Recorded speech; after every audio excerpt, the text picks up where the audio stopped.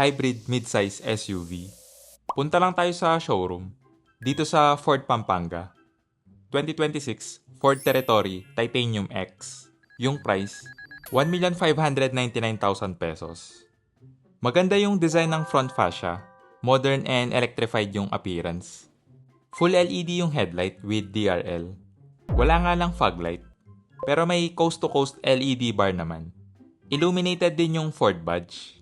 May front camera, 19-inch alloy wheels, naka-disc brake sa front and rear. Body color yung side mirror cover. May camera for 360 view. Equipped ng blind spot monitor. Okay lang yung ground clearance para sa ganitong midsize SUV. May keyless or smart entry button. Check natin yung interior. Ventilated leather seats. Power seat adjustment sa driver. Manual naman sa front passenger. Sa door panel, soft touch. Soft leather naman sa armrest. Power window switch na automatic. Leather wrap steering wheel. Naka-electric power steering na to, kaya magaan yung feel. Tilt and telescopic adjust tong steering column. Push start ignition. Full screen na yung instrument cluster. Pagdating sa visibility, okay naman, medyo mataas yung ride height. Kitang-kita pa rin yung hood. Medyo makapal lang ng konti yung A-pillar, kaya additional blind spot. 12-inch infotainment screen. Dual zone automatic climate control. Parang fan speed lang yung pwedeng i-adjust dito. Yung temperature, sa screen pa rin. 2-speed dedicated hybrid automatic transmission. Naka-electronic parking brake with brake hold. May volume knob at media control sa center console. May 12-volt socket at 2 USB port. Soft touch yung center armrest. Check natin yung storage. Malaki yung storage space. May sliding tray, pero parang hindi siya removable. Dampen yung glove box. May vanity mirror with light yung sun visor. Same sa front passenger. Iset ko lang yung driver seat sa driving position ko. Check natin yung back seat. For reference lang, 5'7" yung height ko. Two-tone leather seats.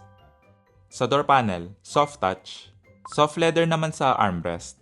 Power window switch na automatic. Nakaset na to sa driving position ko, yung legroom. Maluwag yung kneeroom. Nasa 6 to 7 inches pa yung allowance. Yung foot space, makakapag-stretch ka pa. Hindi flat yung floor, pero maliit lang yung hump, kaya halos flat na rin.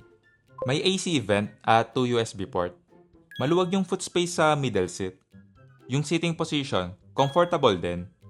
Hindi siya matigas, hindi rin mataas compare sa ibang middle seat. Yung headroom, nasa 3 to 4 inches pa. Okay naman yung seating position, hindi siya upright or 90 degrees. Equipped na rin to ng panoramic moonroof. Check natin yung cargo space. Okay naman yung design ng rear end, modern and premium appearance. Full LED yung taillight. May reverse camera, parking sensor. Equipped to ng power liftgate. Malaki na rin yung storage space. Nandito sa underfloor storage yung spare tire. Hindi siya full size, pero okay na rin yan kesa sa wala. Check natin yung engine bay. 1.5 liter turbocharged gasoline engine with electric motor.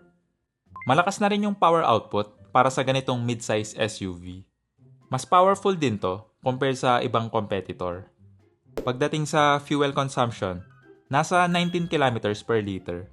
Hindi lang ako sure kung ganun din sa actual. Palike na lang and subscribe. Paalam.